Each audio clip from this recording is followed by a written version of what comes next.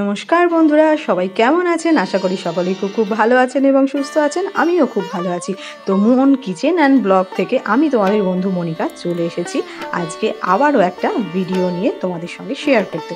তো এইটা দেখাচ্ছি আমাদের বাড়ির পেছনে কাঁঠাল গাছ।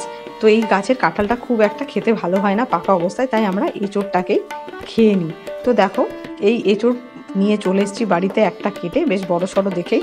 তো আজকে এটাকেই কিন্তু রান্না করব আর সেটাই তোমাদের সঙ্গে শেয়ার করব। তো সাথে থাকো বন্ধুরা আর দেখতে থাকো।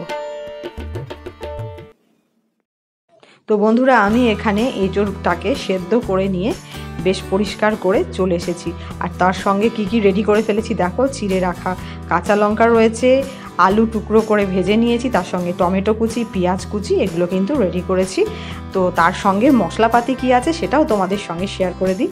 এইখানে আছে হলুদ গুঁড়ো, লঙ্কার গুঁড়ো, জিরের গুঁড়ো আর আদা বাটা। তো এগুলোই কিন্তু বন্ধুরা আমার লাগছে।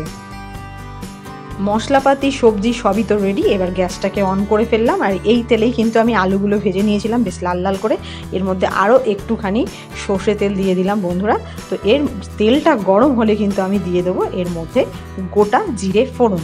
তোমরা কি দাও সেটাও কিন্তু কমেন্ট করে জানিও। তো আমি কিন্তু এঁচোড়ের তরকারিতে এই যে গোটা জিরে, সাদা জিরে কিন্তু ফোড়ন দিয়ে দিলাম। আর এটা যেই একটুখানি ভাজা ভাজা হয়ে যাবে, ফুটে উঠবে ফোড়নটা, তারপরে কিন্তু আমি 3টে কাঁচা লঙ্কা যে চিড়ে রেখেছি সেইটা কিন্তু দিয়ে দিলাম। তো দেখতেই পাচ্ছ বন্ধুরা, কাঁচা লঙ্কাটা যখন একটুখানি ভাজা ভাজা হয়ে আসবে তার মধ্যে কিন্তু আমি অ্যাড করে দেব কুচনো পেঁয়াজ কুচিগুলোকে। তো এই পেঁয়াজ কুচিগুলো যতক্ষণ ভাজা ভাজা হচ্ছে, এগুলোকে একটুখানি লাল লাল করে ভাজা ভাজা করে নিতে হবে বন্ধুরা। তোমরা সাথে থাকো আর দেখতে থাকো। তো বন্ধুরা দেখো, পেঁয়াজটা কিন্তু আমার লাল লাল করে ভাজা হয়ে গেছে, অলমোস্ট ভাজা ভাজা খুব সুন্দরভাবে হয়ে গেছে। এরপরে আমার সেদ্ধ করে রাখা এঁচোড়ের টুকরোগুলোকেও বেশ লাল লাল করে আবার একটুখানি ভেজে নেবো। এখানে আলুর টুকরোগুলো অ্যাড করলাম না, কেন সেগুলো আমি আগে থেকেই ভেজে রেখেছি বন্ধুরা, তাই আর দিলাম না। এটাকে ভালো করে একটু ভেজে নিয়ে তারপরে কিন্তু মশলাগুলো আমি যেগুলো গুঁড়ো মশলা রেডি করে রেখেছি সেগুলো কিন্তু দিয়ে দিলাম বন্ধুরা। হলুদ গুঁড়ো, জিরের গুঁড়ো, লঙ্কার গুঁড়ো আর আদা বাটাটা, এটা একটুখানি কষা কষা করে একটুখানি কষিয়ে নেওয়ার পর সামান্য একটু জল দিয়ে দিলাম, মশলাটা যাতে লেগে না যায়। এই জলটাও সামান্য জল দিলেই কিন্তু বেশ ভালোই কষানো হয়। তারপরে টমেটো কুচি, আমার কেটে রাখা যে টমেটো কুচি সেটাও বন্ধুরা অ্যাড করে দিলাম। এবার এইটার যখন দেখবো একটুখানি সুন্দরভাবে জল মানে তেলটা ছেড়ে দিয়েছে, তারপরে কিন্তু স্বাদ মতো লবণ বন্ধুরা অ্যাড করে দিলাম।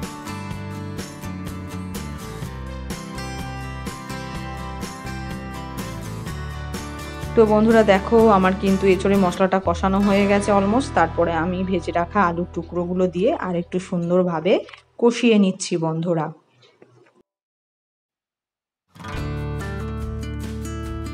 এরপর বন্ধুরা দিয়ে দেব স্বাদ মতো চিনি, দিয়ে আর একটুখানি নাড়াচাড়া করে নেব। তো বন্ধুরা, মশলা দিয়ে এঁচোড়টাকে সুন্দরভাবে কষিয়ে নেওয়ার পর এবার দিয়ে দিলাম পরিমাণ মতো জল।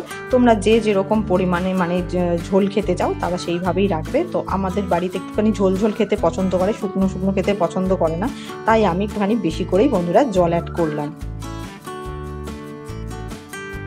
এবার কিন্তু বন্ধুরা দেখো, আমার এঁচোড়ের তরকারি অলমোস্ট রেডি হয়ে গেছে। এবার হলো নামিয়ে নেওয়ার পালা।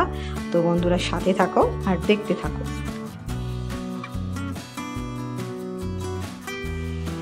আজকের এই আমিষ এঁচোড়ের তরকারিটা তোমাদের কেমন লাগলো? যদি ভালো লেগে থাকে তাহলে অবশ্যই বন্ধুরা একটা লাইক, কমেন্ট, শেয়ার আর সাবস্ক্রাইব করতে ভুলো না। তোমরা যেভাবে পাশে রয়েছে এইভাবেই সাপোর্ট করতে থাকো। চলে আসবো আবারও কোনো না কোনো নতুন ভিডিওর সাথে। ততক্ষণের জন্য তোমরা সবাই খুব ভালো থেকো এবং সুস্থ থেকো।